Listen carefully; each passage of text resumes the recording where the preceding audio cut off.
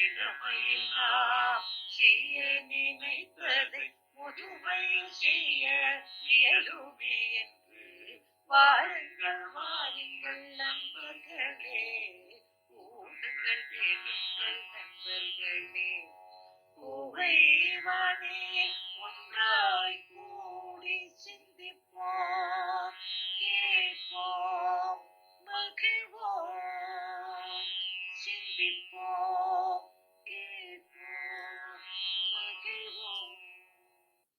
This podcast is brought to you as a joint initiative between Anubhav, the National Institute of Social Defense, Ministry of Social Justice and Empowerment, and Media for Community Foundation. Project coordinators Dr. R. Sridhar and Alok Verma. Radio coordinators Pooja Murada, Kaushalya and Sai Sudha. Producers covaicare Retirement Communities. If you are a senior citizen and need help, contact our Elder Helpline 14567 between 8 a.m. and 8 p.m. We promise to help you lead a better life. I repeat, 14567 between 8 a.m. and 8 p.m.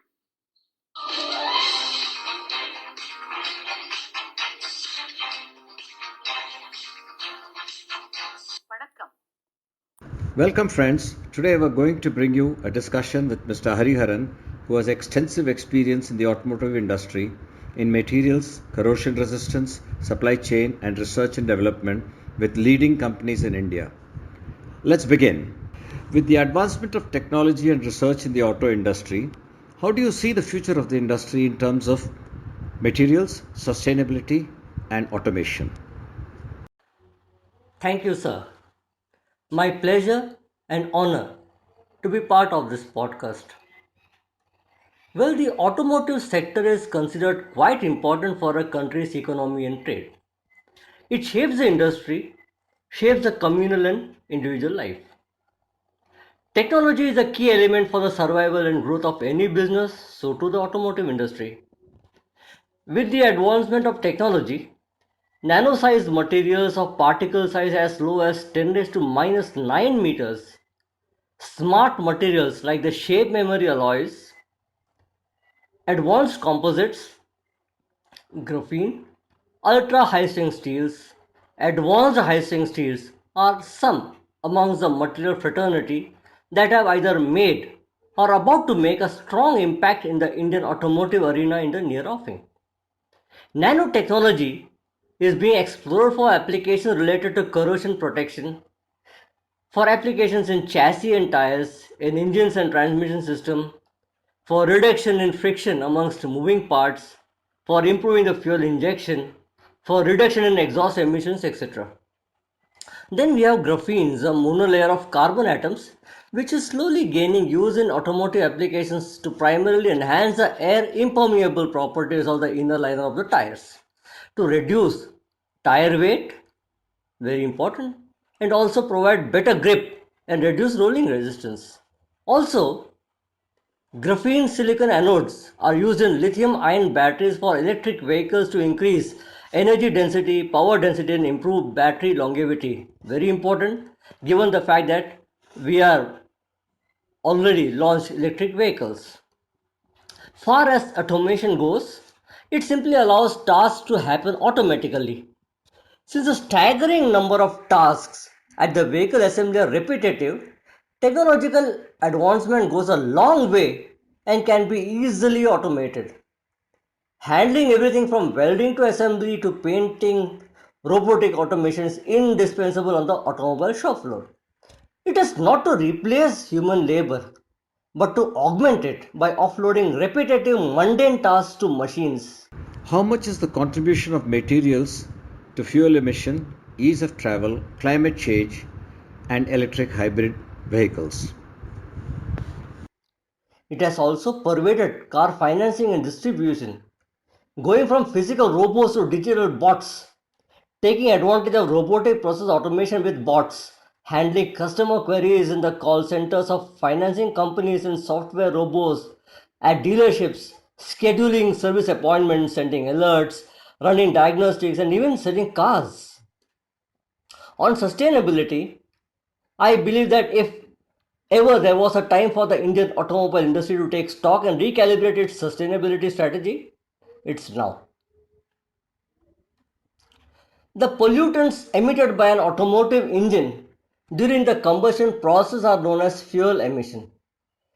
Out of the greenhouse gases emitted like carbon dioxide, carbon monoxide, hydrocarbons, and soot, carbon dioxide is a major pollutant. Usage of cleaner fuels, fuel efficient vehicles, use of electric vehicles are ways to reduce carbon emissions. There are some clean fuels made from cellulosic biofuels that bring down the emissions by up to around 80% in comparison to carbon fuels, though this may not be totally viable. What could be viable are the aluminum intensive body, which we shall be discussing shortly.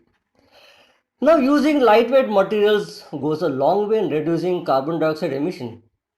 It's interesting to note that a weight reduction by around 300 kg translates to fuel saving of around 3000 liters over a lifetime of a vehicle. Now, consumption of 1 liter fuel translates to around 2 kilograms of carbon dioxide emission. Hence, consumption of around 3000 liters of fuel should translate to around 6000 kilograms of carbon dioxide emission. So, maximum saving in vehicle comes from its body. Hence, as stated before, aluminum intensive body could be the right answer.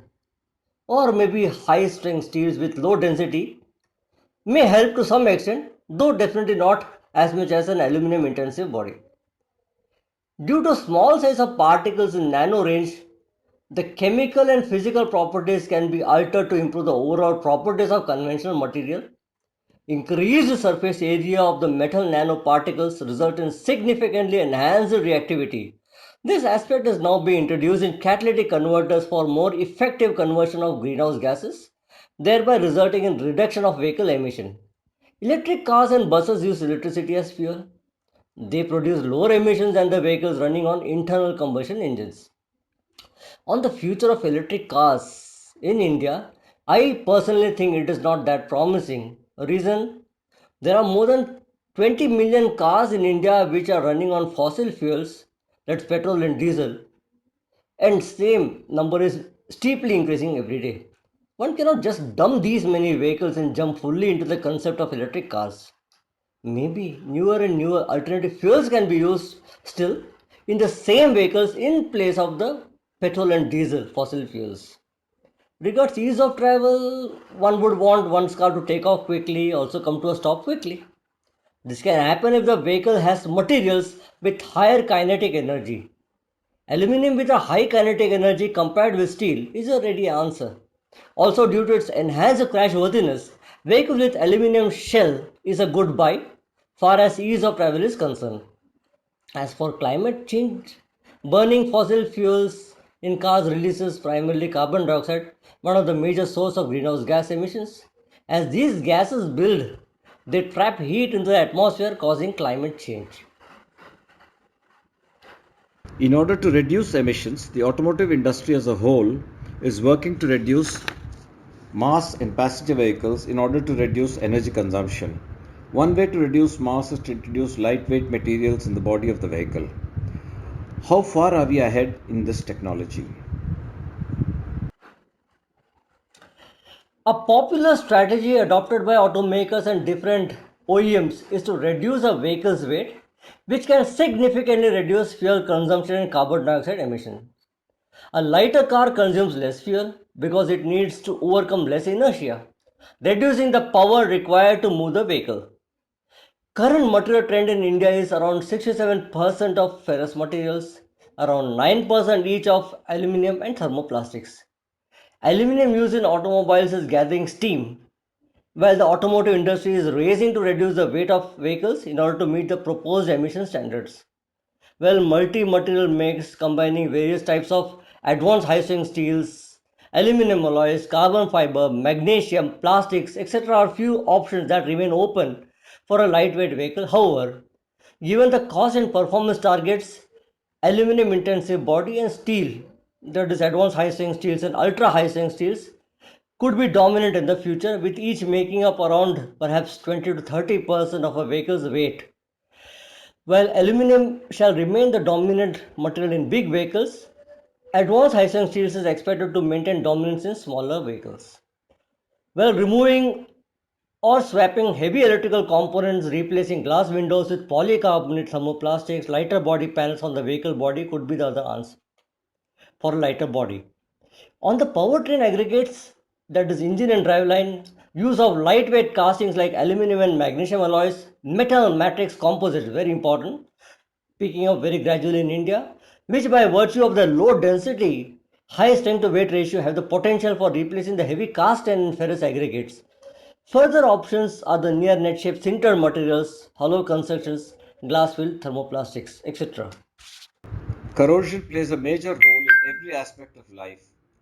How do you tackle corrosion in an industry that faces all climatic conditions, severe heat, extreme cold, and harsh rains and cyclones? Corrosion is a widely encountered issue in the automotive industry. To account for and prevent this problem, vehicle manufacturers try to devise various methods to delay corrosion. However, tackling this menace amidst diverse and adverse climatic conditions that vary from place to place can be quite challenging.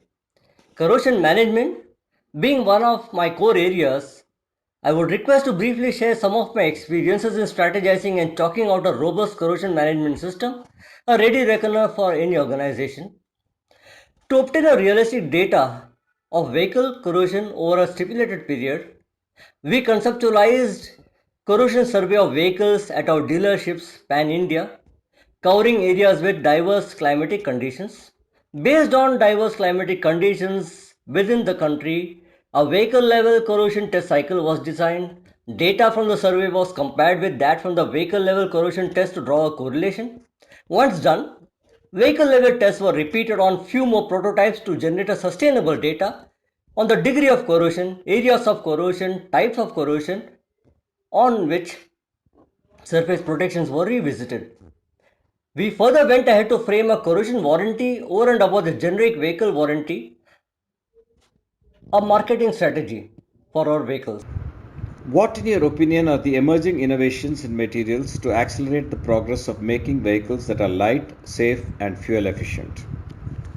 Artificial intelligence technologies such as machine learning, deep learning, and computer vision find applications in robotic automation within the automotive industry. These guide self driving cars, manage fleets, assist drivers to improve safety, and improve services such as vehicle inspection or insurance. Artificial intelligence also finds applications in automotive manufacturing, where it accelerates the rate of production and help reduce costs. Machine learning is a subset of artificial intelligence which uses statistical methods to enable machines to improve with experiences.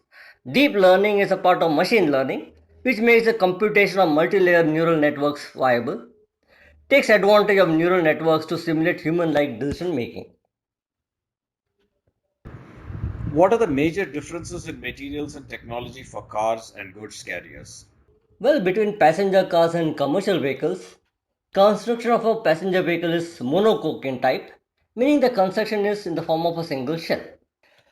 A car body has two distinct safety features: an impenetrable safety cell or occupant compartment and dedicated crumple zones that ensure vehicle crashworthiness. The safety cell must withstand extremely high loads and minimal deformation of intrusion. The dedicated crumple zones, however, are optimized to collapse in a controlled manner, absorbing maximum amount of energy possible. In commercial vehicles or goods carriers, the chassis formed by frame structure carries the vehicular operational parts like engines, transmissions, suspension systems, fuel tanks, batteries, wheel suspension, etc.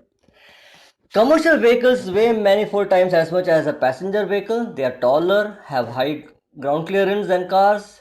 So, to prevent sliding of lower riding vehicles beneath truck trailers, strong underrun protection devices are attached to commercial vehicles on the vehicle front, rear, and sides, not required in passenger cars. Since the ground clearance in the case of commercial vehicles is relatively high, it makes sense not to spend money on underbody protection, anti-stone chip resistant coatings that come at a high cost. In the case of passenger cars, the coating is mandatory. Chassis frames in commercial vehicles are shaped like ladder with two long and heavy beams supported by cross members that run in transverse direction. The ladder chassis is quite heavy and finds use in vehicles that need to tow heavy stuff around. Since there is no need of dedicated chassis frame in cars, there is substantial weight and cost saving for cars. Commercial vehicles are sold as chassis frames fitted to the vehicle cab and make sense to have the chassis frames as attractive as possible to give a good paint. This, of course, is redundant in passenger cars. The list is endless. There are many differences, and the materials, treatment, and technology vary accordingly for these two types of vehicles. Finally, Mr. Hariharan, is Hariharan an auto freak or does he have other passions? As a material scientist having worked in the automotive sector for decades, I have no doubt developed a deep fascination. However, my passion was, is, and shall ever be music. Music to me is a religion. A lover of old Hindi film songs of the late 60s, 70s, and 80s, I endeavor to practice at least for an hour each week on my musical system. I would request to belt few lines from an old Hindi song slightly modified, translation of which runs as follows. Let's take you to a land bereft of sorrow, bereft of tears, where abound love and only love. That place known as Covaicare, a place that knows no enemy. Let's all walk together on this path in togetherness.